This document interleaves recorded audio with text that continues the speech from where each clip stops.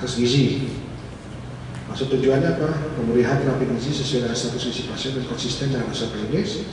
Kondisi kesehatan dan proses pemulihan pasien membutuhkan asupan makanan dan gizi yang memadai, oleh karena itu makanan perlu disediakan secara reguler sesuai dengan rencana asuhan, umur dan budaya. Pasien berperan serta dalam perencanaan dan seleksi makanan. Ini semua, apalagi yang poin 2 ini dan poin 3, kalau Bapak Ibu tidak punya rawat inap, ini nggak keluar. Tapi kalau Bapak Ibu punya rawat inap, harus menyediakan makanan kan? Maaf. Dan makanannya itu bisa 2 cara, Bapak Ibu yang masak atau pakai pihak ketiga. Itu terserah puskesmas, terserah klinik. Tapi kalau pakai pihak ketiga, jangan sekali-sekali makanannya langsung dikasih ke pasien, nggak boleh. Harus masuk dapur dulu atau harus masuk penanggung jawab dulu, makanannya diperiksa baru kasih ke pasien. Ya. Misalnya dokternya, pasiennya sakit diabetes ya. Dia cuma bilang begini sama ibunya, Bu, bapaknya terkena diabetes, jangan dikasih nasi ya. Siap dok. Mie Aceh. Ya sama aja, kan karbohidrat juga. Ya gimana gulanya bisa turun? Nah boleh pakai nasi, iya benar. Tapi dikasihnya apa? Mie Aceh, roti, ya sama aja gitu. Ya. Memang tapi kita nggak teliti, langsung masuk aja. Kita bisa kok gulanya nggak turun-turun. Ya. Kasih obat nggak turun-turun, nggak tanya kan masalahnya apa? Masa dimakan. Minumnya teh botol, ya sama aja gitu. Malah nggak dikasih nasi, tapi dikasih tetap asupan gulanya tetap dikasih gitu. Ya, yes. Berarti klinik walaupun pakai pihak ketiga, mereka harus punya pihak ketiga juga. Sorry? Kan tadi. Iya. Ya. Dan ada MOU dengan si pihak ketiga. Misalnya ini. Ketika saya bilang, Bu, ada satu pasien yang diabetes ya, itu si penyedia makannya harus tahu, oh kalau pasien diabetes harusnya porsinya seperti ini. Dan ketika datang kita harus cek, bener nggak nih porsi makannya seperti ini. Dan kalau perlu Bapak Ibu, kalau kerja sama dengan pihak ketiga, sewaktu-waktu Bapak Ibu harus periksa.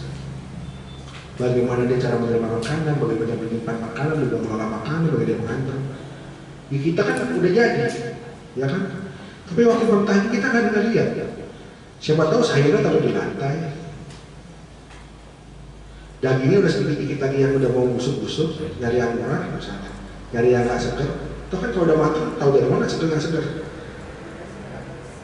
Nyicinya nggak bersih, ya mungkin salah satunya Bapak Ibu harus sering kontrol. Nanti kalau misalnya sering ketemu keluhan, lapor ke dokter ini, dok. Besok-besok kita nggak perlu pakai ini lagi dok. Si catering ini kenapa? Kebersihannya tidak terjaga. Jadi dokter ini bisa tuh memutus kontrak. Jadi kalau dia marah kan, kenapa dia putus kontrak? Berdasarkan data, laporan yang diterima oleh petugas saya, ketika periksa ke tempat Bapak Ibu, ternyata tidak sesuai dengan perjanjian.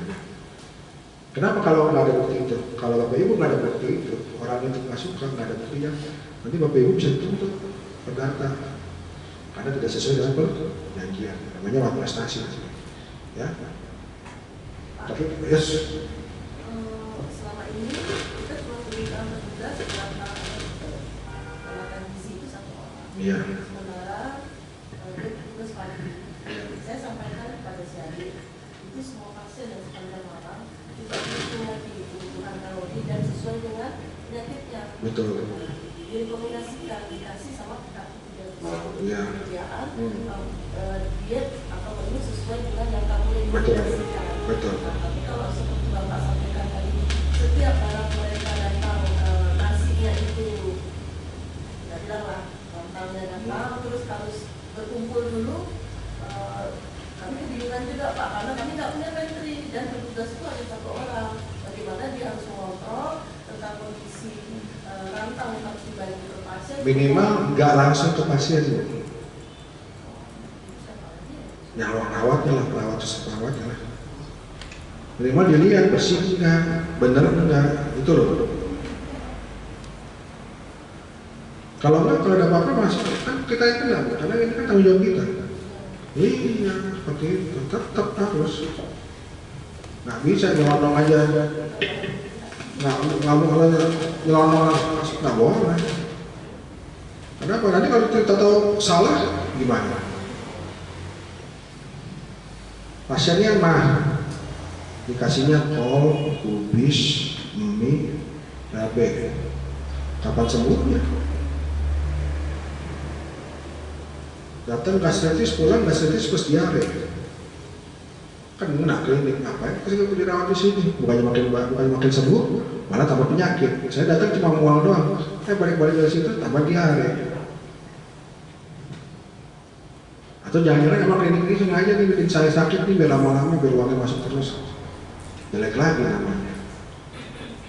Ya, harus seperti itu. Mau gimana lagi? Kalau enggak nanti nama klinik yang bahaya. Ya. Asuhan gizi dilakukan oleh jasa kesehatan sesuai aturan perundangan, ya, disusun rencana asuhan gizi, berdasarkan kebutuhan gizi, distribusi pemberian makanan dilakukan sesuai jadwal, pemasanan dan dokumentasikan, kan? Sesuai jadwal dan pemesanan. Pasien dan atau keluarga diberi edukasi tentang pembatasan pasien, keamanan atau kebersihan makanan. Ya. Ini semua adanya ntar di rekam medis, ya. Nah ini contohnya, ya, formulir asuhan gizi, ya. Nah, ini distribusi makanan, ya. Ini formulir pemberian edukasi gizi kalau untuk dan dikasih oleh warga pasien, ya. Jadi harus dikasih tahu, ya. Jadi nggak ada lagi tuh pasien diabetes nggak boleh kasih nasi, tapi dikasihnya ntar mie, dikasihnya roti, ya sama aja lah.